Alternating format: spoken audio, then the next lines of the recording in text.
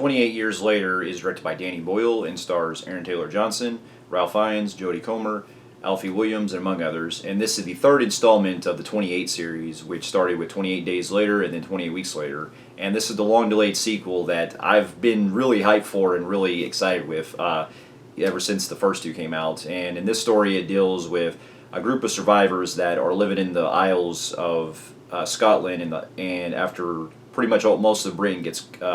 eradicated by the virus, by the rage virus, and a young boy named Spike and his father,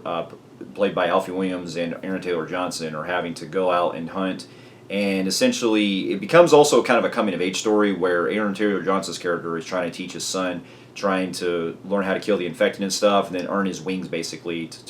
for everyone there at the island. And it also becomes a very personal story where Spike is trying to find a way to help his mother, Jodie Comer, having to feel better after she succumbs to it, after she is suffering from an illness. Now, here's a little backstory. Now, this movie was directed by Danny Boyle, who I've really enjoyed a lot of his films in the past, especially from 28 Days Later. I even really enjoy his earlier works like The Beach, and I haven't really seen much of his other stuff that I hear are great, especially Transporting and some other ones. Going back to 2002 when 28 Days Later came out, to me I feel like it really changed the way we see with zombie films, because at the time when that movie came out, it was trying to put a new spin where it wasn't necessarily zombies. It was dealing with what you would call more like humans that are infected with a rage virus. You basically you're getting a shot of adrenaline put in you and you just go fucking crazy and stuff. And both 28 Days and 28 Weeks were able to really maintain that kind of velocity of it, not only being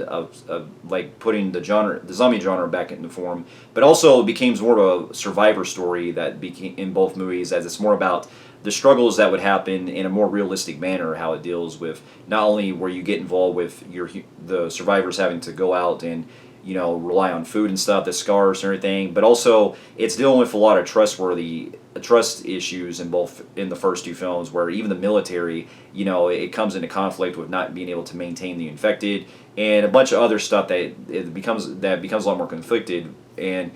it will showcase a lot of what we would see with later stuff down the line, especially with the Walking Dead series, and also with video games like Left 4 Dead. Every time I play that game, I always think of 28 Days Later and 28 Weeks, with how you're not only dealing with the infected that are going around and stuff and trying to run at incredible speed, but just that survivor aspect. I really think is important to show that it's like a what if would happen in real life, where you would have a situation like that. And for many years after 28 Weeks Later came out, I was really hoping that they were going to do a follow-up, and they actually talked about doing a 28 Months Later right after Weeks came out. But unfortunately, it was a combination of not really finding the script, and then also getting the original director Danny Boyle back, because at the time he was doing Sunshine, which I still need to fully watch that one as well. And so over the years, it was on and off again whether they were going to do another one. And then when the news finally came around that they were going to do a new trilogy of 28 Years Later, I was even more hyped for it, because I was able to see that not only were they bringing their creative team back, but also we were getting some rumors that they were bringing Cillian Murphy back as well. And it's one of those kind of films, and I couldn't be more excited. And so after seeing the trailers for it, I really got myself really hyped, because especially that poem that's being read called Boots stuff, I thought was not only creepy, but it really got me really hyped in seeing that they were trying to bring the zombie genre back into force again. It's because even though we've had Walking Dead for many years, I feel like it has overstayed its welcome for the longest time, and it's good to see that we're seeing the series come back to its roots again. And so after upon seeing it, I can say that this was everything I really wanted it to be. There's a couple things that I did kind of notice that the movie had, as far as that kind of held the movie back from being really great, but I really do love it a lot, and I think it was a welcome return to the franchise. And so to get my pros out of the way, I thought the cast in this were all phenomenal. Aaron Taylor Johnson, I thought, was really great, and then you also got Jodie Comer, who was very excellent in this, and I'm really glad to see that she's come a long way from doing a lot of other roles I've seen her in and stuff. And it's also great seeing Ralph Fiennes come in as this kind of doctor that's been secluded as a survivor and stuff, and he's got his own kind of thing that's going on, where, not going to go into too much detail, but there's something that basically involves bones, and I'll leave it there, because it gets into some stuff that I think that it played a very interesting angle with it. But the biggest standout for me, the most surprising enough, is basically our lead in the movie, Alfie Williams, who plays Spike. Not only was this kid really phenomenal in the acting range, but I don't know if he's ever acted before, but man, he really knocked it out. Especially a lot of the journey that he goes through in this, I thought was not only engaging, but the family dynamic that goes where he's trying to do what's best for his family and stuff, and the goal that he's trying to reach for his mother, I thought was really not only touching, but it plays into a very emotional part with the film that I won't go into detail, but it certainly had me going for it, especially with all the stuff that we're getting into later on in the film that evolves with the infected. And that's another big point too, is I love how this movie really goes into a lot of the more of the world building this time, where you get to see a lot where the infected have evolved into other types of groups. Like you have kind of an alpha type of infected that's basically like a de facto leader of the group and stuff, and it's something that was more akin to like what we had a couple years ago with remember Zack Snyder's Army of the Dead, how you had a zombie like that and stuff. It's similar to this one, but like in more human form. And so I thought that was a really good change. And then we also see some other infected that were also reminding me of some of the stuff that we see from Left 4 Dead, especially these kind of like,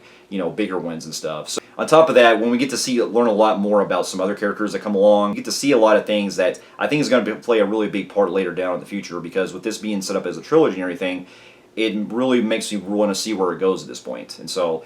and talk about the cinematography in this, like the production design and a lot of the different